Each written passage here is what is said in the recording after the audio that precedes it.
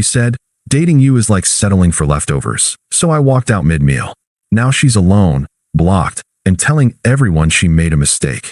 Hey viewers, before we move on to the video, please make sure to subscribe to the channel and hit the like button if you want to see more stories like this. Thanks. I've never been the flashy type. I don't buy designer clothes, I don't post shirtless gym selfies, and I don't throw money around to impress people. What I do is show up. For work, for friends, for family, and especially for my girlfriend, Emily. We'd been together a little over 2 years when everything blew up. And before I tell you the exact words that ended it, you need to understand how much of myself I poured into this relationship. When we first started dating, Emily was still finishing school and juggling 2 part-time jobs. She was constantly stressed about money, so I'd take her out on dates and cover everything. When her car broke down, I was the one who drove her to work every day until she saved up enough for repairs. When she got sick last winter and missed 2 weeks of shifts, I picked up extra hours at my own job so she wouldn't fall behind on rent. I wasn't keeping score. I just thought that's what you do when you care about someone.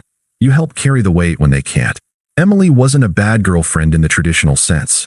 She wasn't openly cruel. She could be affectionate, funny, and supportive at times.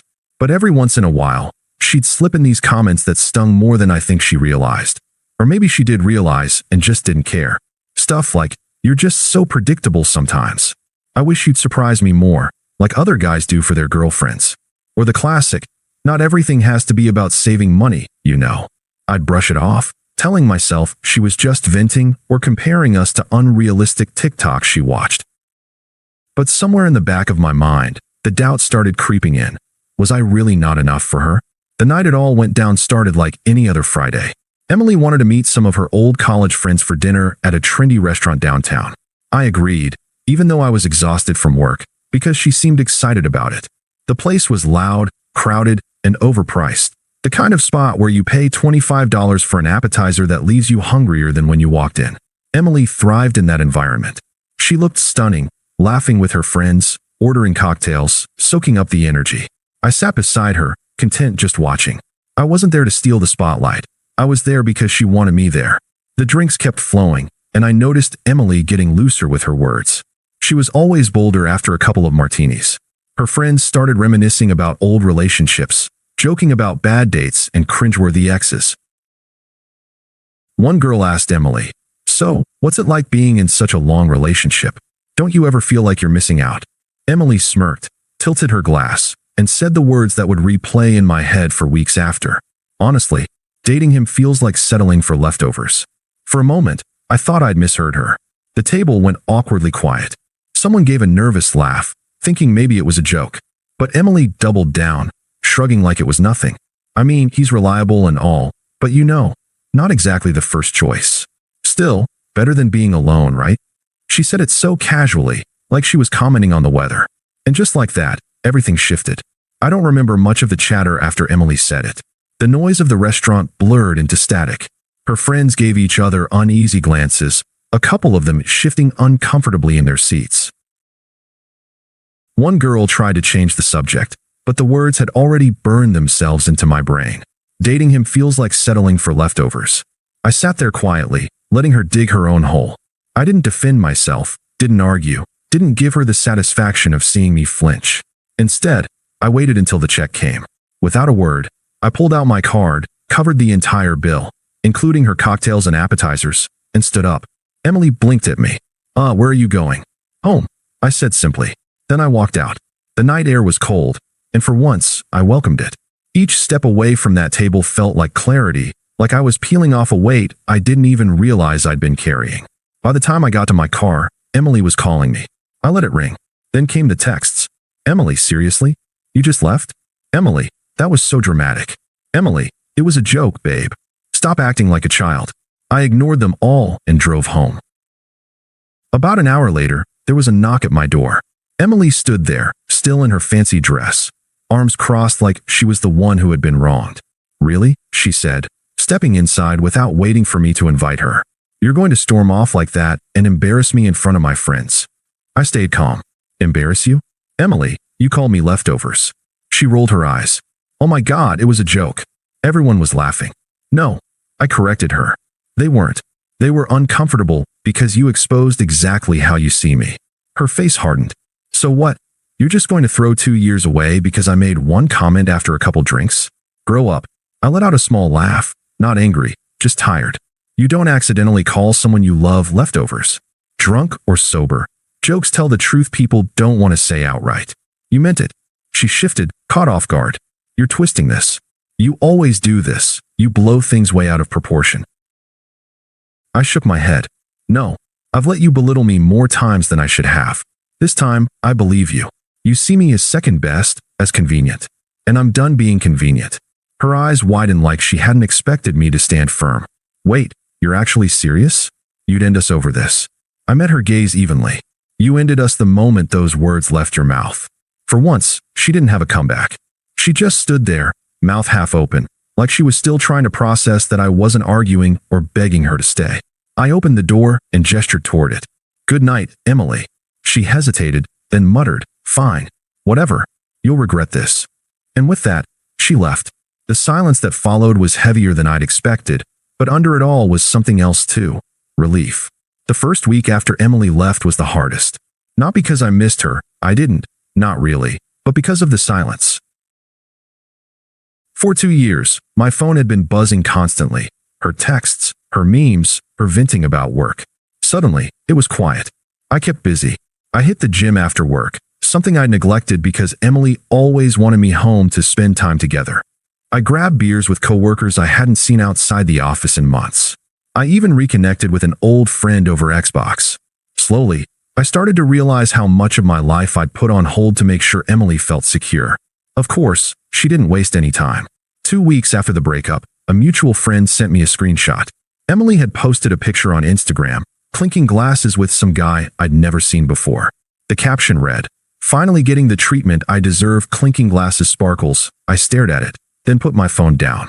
No anger, no jealousy, just confirmation. She had meant every word that night at the restaurant.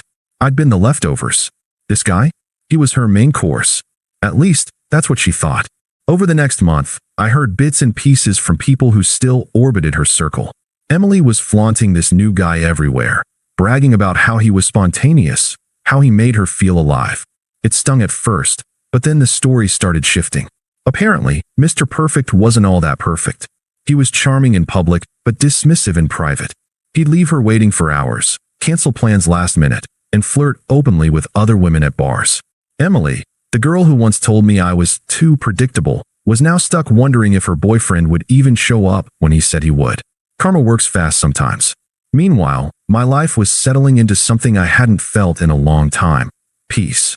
I started cooking at home, lifting heavier at the gym, even sleeping better. People at work noticed the change. One coworker joked, "Man, whatever you're doing, keep it up. You look 10 years younger." I didn't advertise my breakup. When people asked about Emily, I just said, we went our separate ways. That was it.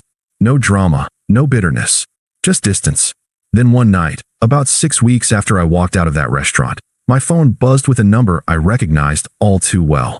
"Emily, hey, can we talk?" I stared at the message for a long moment. It was short, simple, and it was only the beginning. I didn't respond to Emily's first text.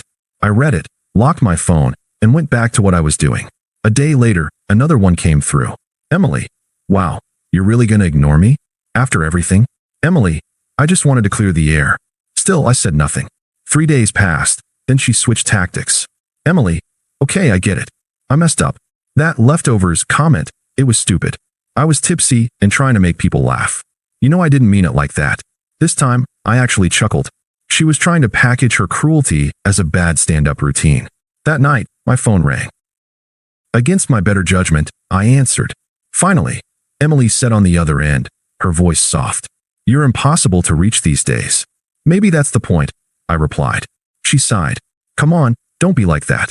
Look, I know I hurt you, but are you really going to erase 2 years together over one dumb comment? You didn't just hurt me, Emily. You showed me exactly what I was to you." "It was a bad joke," she insisted, her tone sharpening. "I was drunk, and you're blowing it out of proportion." "No," I said calmly. "I believed you that night, because deep down, I think you meant every word. And that's why I walked away." There was silence on the line. Then she tried a different angle. "I miss us. You were always there for me, no matter what. No one else has ever treated me like you did. Can't we just start over? I shook my head, even though she couldn't see me. No, Emily. I'm not interested in being leftovers again. Wow, she snapped, her sweetness evaporating. So that's it. You're just throwing everything away. I'm not throwing anything away, I told her. I'm finally keeping something for myself. I ended the call before she could respond. Over the next week, she tried again and again, texts, calls, even a DM from a fake account when I stopped answering. Each message got a little more desperate, a little less polished. At first, she tried to be lighthearted, then apologetic, then manipulative. And when none of it worked, the anger came through. But I didn't bite. Not once. It was a Saturday afternoon when I heard the knock. I wasn't expecting anyone, and when I opened the door, there she was. Emily. She looked nothing like the confident girl who once laughed at me across a restaurant table. Her makeup was smudged, her hair pulled back like she hadn't bothered to get ready, and she clutched her phone like it was a lifeline. Can we please talk? She asked, her voice cracking. I didn't answer right away. I just stepped aside and let her in. She took it as a small victory, rushing past me and sitting down on the couch. For a long moment, she said nothing. Then the tears came. I'm sorry. I'm so sorry. I never should have said that. You didn't deserve it. You were the only person who ever really cared about me. I stayed standing. Emily, crying doesn't change what you said or how you felt. She wiped her face with the sleeve of her hoodie. You don't understand. The guy I was seeing?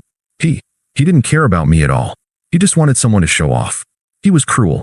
He cheated on me after a month. I let the silence stretch. She stared at me, waiting for me to comfort her, to tell her it would be okay.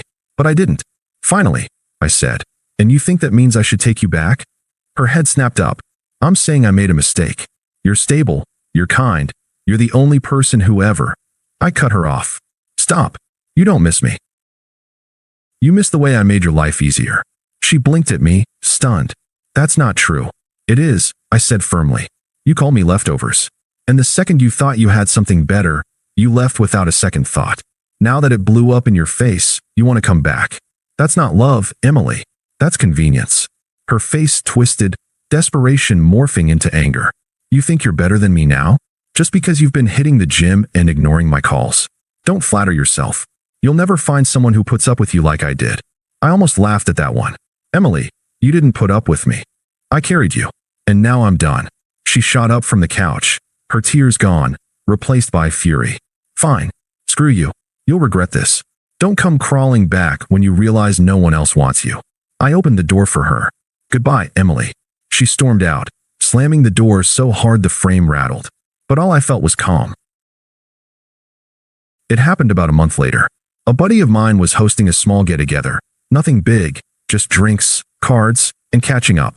I almost didn't go when I found out Emily would be there, but I decided not to let her presence dictate my life. When I walked in, I could feel her eyes on me instantly. She tried to play it cool at first, chatting with people, laughing a little too loudly. But the moment she got the chance, she cornered me near the kitchen. Hey, she said softly, like nothing had happened. You look good. Thanks, I said, not giving her more than that. She fidgeted with her glass. I've been thinking a lot about us. About what we had. I know I screwed up, but maybe we could try again. Start fresh. I just looked at her. She was waiting for me to melt, to take her hand, to let her rewrite history. Instead, I said, Emily, you made yourself perfectly clear.